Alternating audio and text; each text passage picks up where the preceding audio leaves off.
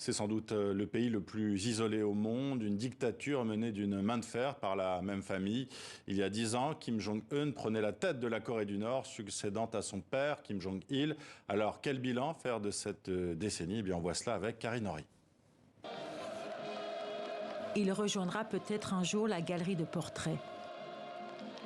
À gauche, Kim Il-sung, fondateur de la Corée du Nord, qu'il dirigea 46 ans jusqu'à sa mort.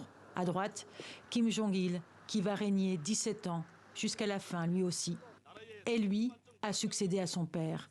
Et si son effigie ne domine pas encore la Grand Place, sa main de fer tient le pays depuis 10 ans. Kim Jong-un est arrivé au pouvoir très jeune. Il avait 27 ans, ou 26, ou moins. Son âge est un mystère. Il prend vite le pli et installe son autorité avec brutalité. En 2013, il fait exécuter son oncle, accusé de trahison. Il aurait aussi commandité 4 ans plus tard l'assassinat de son demi-frère. Le grand soleil du XXIe siècle, comme on le surnomme, a une ambition, une obsession, développer l'arme nucléaire pour asseoir son influence. Il procède à 4 essais de bombes atomiques et plusieurs tirs de missiles, s'attirant les foudres et les sanctions internationales.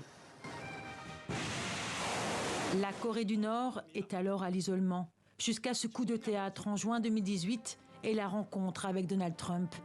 Il devient alors le premier dirigeant nord-coréen à serrer la main d'un président américain en exercice. Je lui ai dit, regardez cette plage, ça ne ferait pas une super résidence? Au lieu de tirer avec vos canons, vous pourriez avoir les meilleurs hôtels du monde. L'entente cordiale ne dure qu'un temps. Le second sommet Trump-Kim échoue, c'est l'impasse, tout comme la tentative de réconciliation entre les deux Corées dans la zone démilitarisée. Kim Jong-un n'a jamais réellement eu l'intention d'abandonner l'arme nucléaire. Pyongyang y a consacré beaucoup trop d'argent. Si des forces portent atteinte à la sécurité de notre État et tentent d'avoir recours à la force militaire contre nous, je mobiliserai notre force offensive la plus puissante pour les punir. Kim Jong-un se retrouve coincé chez lui avec une économie piètrement gérée et dégradée par la pandémie. La population souffre régulièrement de pénuries alimentaires. Il s'en est excusé publiquement. De quoi surprendre. Le Congrès va faire une analyse et une enquête approfondie des expériences, des leçons et des erreurs que nous avons faites pendant la période considérée. Contrairement à nombre de ses homologues, le dernier des Kim n'a pas à s'inquiéter d'élections, ni d'une limitation de ses mandats, ni même de son âge. Il pourrait rester en poste pendant plusieurs dizaines d'années si sa santé le lui permet. Et on continue de parler des 10 ans de Kim Jong-un à la tête de la Corée du Nord avec vous, Antoine Bondaz. Merci d'être avec nous. Vous êtes chercheur, spécialiste du pays.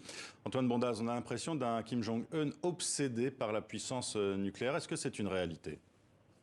Alors c'est une réalité, mais comme l'était son père Kim Jong-il et dans une moindre mesure son grand-père Kim Il-sung. Il faut bien comprendre que l'arme nucléaire en Corée du Nord, elle a deux dimensions extrêmement importantes. Une dimension et un objectif militaire, c'est-à-dire de renforcer les capacités de dissuasion du pays, notamment face aux États-Unis et plus largement également face au Japon et à la Corée du Sud.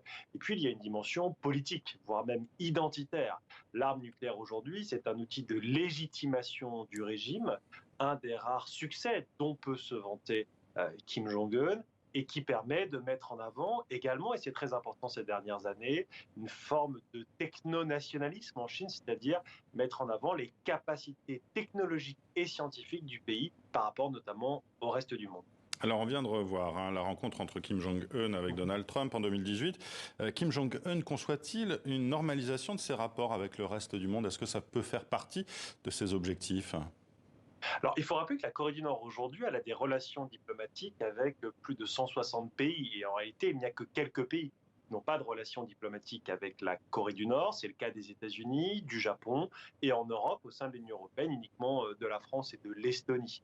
L'objectif de la Corée du Nord, et depuis de nombreuses années, c'est d'établir des relations diplomatique avec les États-Unis, tout comme la Corée du Sud, au début des années 90, l'avait fait avec la Chine et avec la Russie. Et c'était d'ailleurs un des objectifs inscrits dans la déclaration de Singapour, dont on voit même actuellement les images.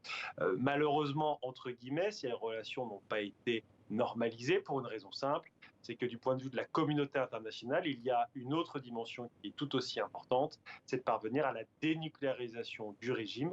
Et malheureusement, ces dernières années, il n'y a eu aucune avancée sur ce point.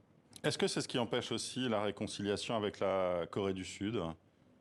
Oui, effectivement, les Sud-Coréens ont l'objectif de mettre fin à la guerre de Corée, puisqu'il faut rappeler que depuis 1953, il n'y a qu'un armistice qui a été signé et en aucun cas un traité de paix. C'est d'ailleurs l'objectif de l'administration du président Moon Jae-in qui, dans les dernières semaines, avant l'élection présidentielle qui aura lieu au mois de mars, essaye de faire adopter une déclaration de fin de guerre, qui serait un acte politique unilatéral, non pas un traité de paix, mais en tout cas un engagement de la part de la Corée du Sud d'essayer d'avancer sur ce terrain-là. Mais là encore, il y a un problème majeur.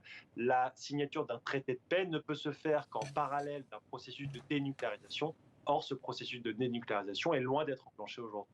Alors, on sait par des témoignages que le régime nord-coréen continue les exécutions publiques par pendaison, par fusillade. C'est un régime de terreur. Il y a aussi la situation économique qui est catastrophique avec des famines régulières. Sait-on s'il y a des tentatives de révolte populaire?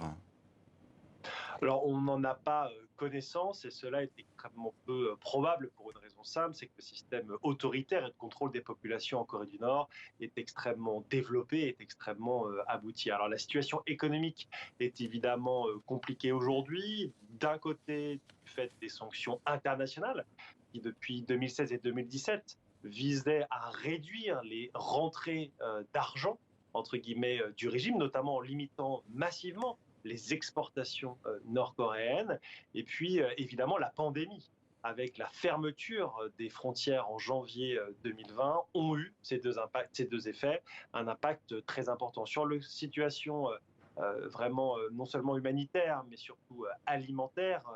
Il y a une insécurité alimentaire chronique en Corée du Nord. Il n'y a pas d'épisode de famine en tant que tel depuis les années 90, mais il y a évidemment des problèmes de malnutrition dans plusieurs provinces du pays, et notamment auprès des femmes enceintes, des personnes les plus âgées, des enfants de moins de 5 ans. Or, avec la pandémie, les ONG qui opéraient dans le pays, dans un cadre extrêmement strict, ne peuvent plus aujourd'hui être dans le pays, ce qui contribue encore un peu plus à aggraver la situation.